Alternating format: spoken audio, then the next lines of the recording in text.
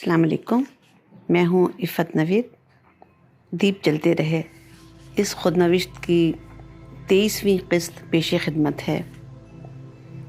ایک بات یاد دلاتی چلوں کہ اگر ابھی تک آپ نے اس چینل کو سبسکرائب نہیں کیا تو کر لیجئے اور بیل آئیکن پریس کر لیجئے تاکہ آپ کو اگلی اقساط کا نوٹیفیکیشن بر وقت مل سکے۔ بہت شکریہ۔ ایک ٹرسٹ نے احمد نوید کو بلا کر 3 لاکھ روپے کا چیک دیا اور ہم اتنے پیسوں میں فوراً ایک دور افتادہ جگہ پر ایک فلیٹ خرید کر شفٹ ہو گئے۔ یوں کرائے کے گھر سے نجات ملی۔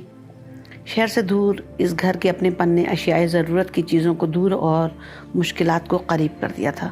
رکشہ، ٹیکسی، بس پکڑنے کے لیے بھی کافی پیدل چلنا پڑتا تھا۔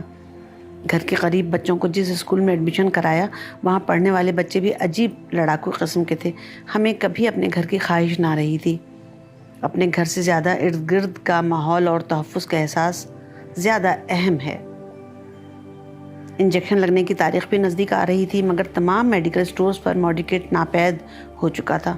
ان کے سائیکٹرسٹ ڈاکٹر ایاز کو بتایا گیا تو انہوں نے متبادل انجیکشن لکھ کر دیا۔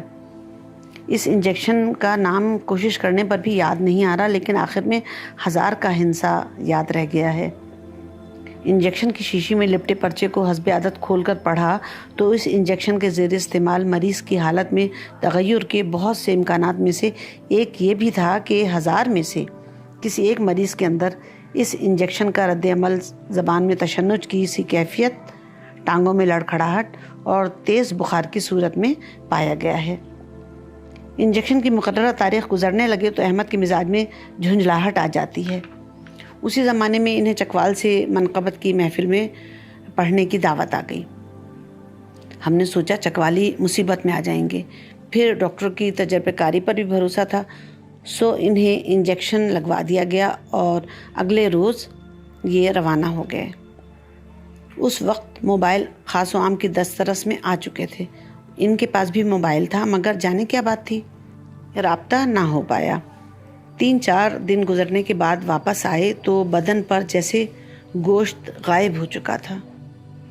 ضعف اور لاغری کا سبب پوچھنے پر رودات سنائی کہ اسٹیشن پر اترے تو میزبان گاڑی لیے استقبال کو موجود تھے۔ گاڑی منزل کی طرف روانہ ہوئی تو انجیکشن کے متوقع مضر امکانی اثرات نے اپنا رنگ دکھانا شروع کر دیا۔ بدن پر کپکپاہٹ طاری اور زبان ٹیڑھی ہو گئی۔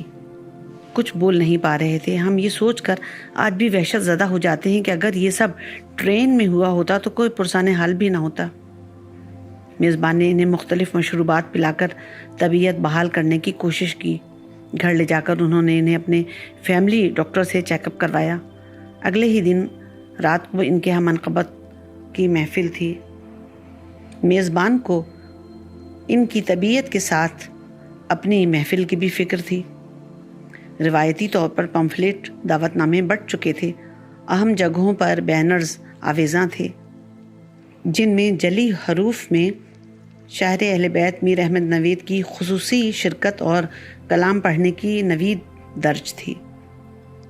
مومن بے تیغ سہی مگر باللسان تو ہو۔ یہاں لڑکھڑاتی زبان محفل کے انہدام کا باعث بن سکتی تھی۔ مجذوب کی بڑبڑاہٹ دور کرنے کے لیے دیسی حکیمی ٹوٹکے اور طبی نسخے آزمائے گئے جس کا نتیجہ بہر طور نکلا کہ اگلے روز شام تک زبان اور حالت ذرا قابو میں آئی تو انہیں اسٹیج پر بٹھا دیا گیا۔ اسٹیج سے حاضرین کی ایک بڑی تعداد پر نظر پڑی جو اپنے محبوب شاعر کو سننے کے شائق تھے۔ اپنی ساری حسیات اور بچی کھچی توانائی کو مجتمع کر کے دل ہی دل میں مشکل کشا سے مدد طلب کی۔ جب نام لے کر پکارا گیا اور مائک سنبھالنے کی دعوت دی گئی تو طالب مشکل کشائی کی مراد بر آئی۔ مولا کی شان میں بنا اٹکے تمام فرمائشی مناقب پڑھ ڈالی۔ محفل کے اختتام پر حالت پھر ردی ہو گئی۔ بہرحال مدعا بر آیا تھا۔ میزبان کی محفل اور مہمان کی جیب اس کشاکش میں گرم ہو چلی تھی۔ چکوال کے بعد اسلام آباد میں بھی پڑھنا تھا۔ بیوی کے ہاتھ پر پیسے رکھنے کا تصور زبان اور بدن کو تقویت دینے کے لیے کافی تھا، سو مشکل کشا نے یہاں بھی مدد کی۔ ان کی مختصر داستان سنی تو ہماری عجیب حالت ہو گئی۔ یہ تو طے تھا کہ اب یہ انجیکشن کسی صورت نہیں لگے گا، مگر موڈیکیٹ بھی دستیاب نہیں تھا۔ ڈاکٹر ایاز نے ایک اور انجیکشن تجویز کیا، لیکن مضر اثرات کے خوف کے سبب ہم بھی ڈر رہے تھے۔ کچھ دن بعد اصرار بڑھنے لگا کہ کراچی چھوڑ دیتے ہیں اور پنجاب شفٹ ہو جاتے ہیں۔ وہاں شاعر اہل بیت کی زیادہ قدر کی جاتی ہے۔ قدر کا ایک مطلب وقت بھی ہے اور معاشیات کی روح سے قوت تبادلہ، لیکن ہم قدر، عزت، توقیر کو ہمیشہ پیسوں کے معنوں میں ہی لیتے ہیں۔ بہت سی ضرب الامثال اور کہاوتیں دماغ میں آئیں، سفر وسیلہ ظفر، حرکت میں برکت ہے وغیرہ۔ ظفر اور برکت دونوں الفاظ کا لحن خوشکن ہے۔ دل کی تسلی کے لیے ان سے وضاحت چاہی تو انہوں نے پورے وثوق اور جھلاہٹ سے ہاں بھائی ہاں کہہ کر سگریٹ سلگا لی۔ پنجاب میں قرۂ فال پنڈی کے نام نکلا۔ وجہ وہی کہ کراچی کے دوستوں کی دل برداشتگی اب صحیح نہیں جاتی۔ پنجاب کی سرزمین اس صنعتی مشینی شہر سے اچھی ہے۔ وہاں کے لوگوں کی ہنسی اور دل کی لگی میں مکانیت نہیں، زندگی مشینی نہیں، گھر اور دل کے دروازے دفتری اوقات کی طرح پابند نہیں، رکھ رکھاؤ اور سلیقہ بچوں کے موڈ کی مانند ہے، اور یہ کہ پنجاب کے لوگ ہی ایک شاعر کو عزت دے سکتے ہیں۔ ہمارے ذہن میں بھی کئی ایسے شعراء کے نام کھوندے جن کی شہرت کو پنجاب کی فضا نے اڑان بخشی، مگر اس خیال سے زیادہ ہمارے دل میں گھر کی خوشحالی نے گھر کیا۔ فلیٹ برائے فروخت ہوا۔ اس گندے سے علاقے کے فلیٹ کی جو رقم ہاتھ آئی وہ بس اتنی تھی کہ نئے شہر میں قدم رکھ سکیں۔ ادھر انہوں نے پنڈی اسلام آباد کے دوستوں سے کہہ دیا کہ اسباب سمٹنے کو ہے۔ اسباب میں لاتعداد کتابیں تھیں، بے شمار کتابیں بانٹ دی گئیں۔ اہم کتابیں 10-15 بڑے پیکٹوں میں رکھ کر باندھی گئیں، باقی ہلکے سامان کو بھی پیک کیا گیا۔ بھاری سامان ادھر ادھر دے دیا گیا کہ نئے شہر میں خرید لیں گے۔ تینوں بچے جانے کیوں خوش تھے، لیکن جس روز ان کی اپنے دوستوں سے ملاقات تھی اس روز دونوں بڑے بچے آنکھیں لال کیے چہرہ چھپانے کی کوشش کر رہے تھے۔ تب دل میں ایک ہوک سی اٹھی، لیکن احمد بہت خوش تھے۔ ان کی خوشی دیکھتے ہوئے گمان غالب تھا کہ حرکت وسیلہ برکت ہو نہ ہو، سیمابی کیفیت اور بے وجہ اداسی کو ہی قرار نصیب ہو سکے۔ اس زمانے میں میری بہن شفو بھی پنڈی میں رہتی تھی۔ اس سے کہہ دیا گیا کہ اپنے آس پاس کوئی کرائے کا مکان تلاش کرے۔ کرائے کے مکان کی یہ تبدیلی کوئی 26ویں مرتبہ ہو رہی تھی۔ پنڈی میں پہلا پڑاؤ شفو کے گھر ہی پڑا۔ اس نے ہمارے لیے گھر دیکھ رکھا تھا۔ دوسرے دن شام کو گھر سے مطمئن ہونے کے بعد مالک مکان سے بات کی۔ زبانی کلامی کارروائی کے بعد ہم مکان میں شفٹ ہو گئے۔ سب سے پہلا کام بچوں کا اسکول میں داخلہ تھا۔ گھر سے نزدیک ہی ایک اسکول کی تعریف سنی تو وہاں بچوں کا ایڈمیشن کروا دیا گیا۔ احمد کے شفٹ ہونے کی اطلاع پنڈی اور قرب و جوار کے علاقوں میں احمد کے دوستوں اور مداحوں کو ہو چکی تھی، چنانچہ انہیں تو دھر لیا گیا اور یہ بھی غائب ہو گئے۔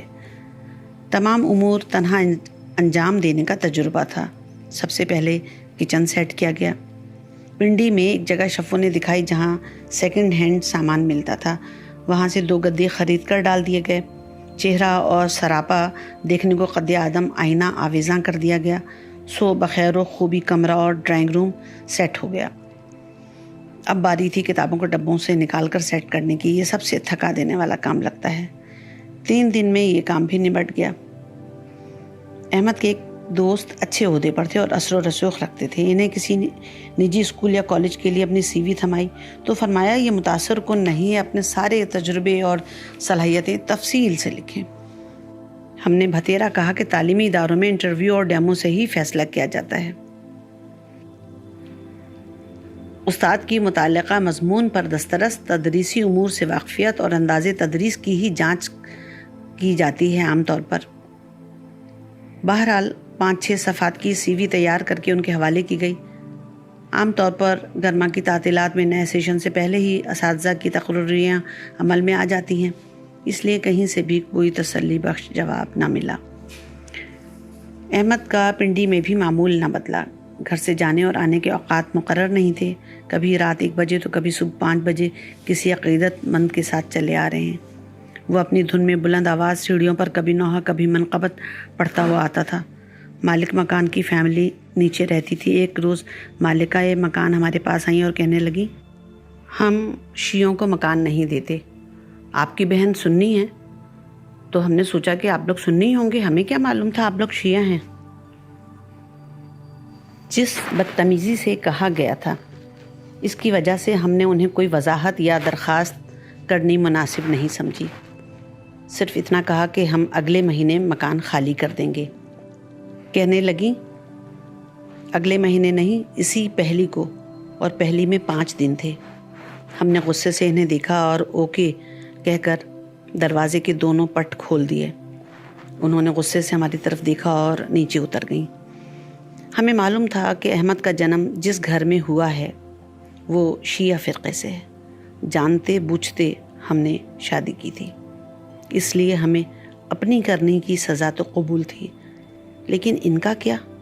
اگر انہیں ماں کے پیٹ میں ہی دیکھنے، پڑھنے، سوچنے، لب کھولنے، قدم اٹھانے اور سانس لینے کی شرائط بتا دی جاتی تو زندہ رہ کر دم گھٹنے سے ماں کے پیٹ میں ہی دم دینا پسند کرتے۔ ہمارے کردہ اور ان کے ناکردہ جرم کی سزا اب بھگتنا ہی تھی۔ خود ہوئے ہیں اسیر لیل و نہار، خواہش مہر و ماہ خود کی ہے۔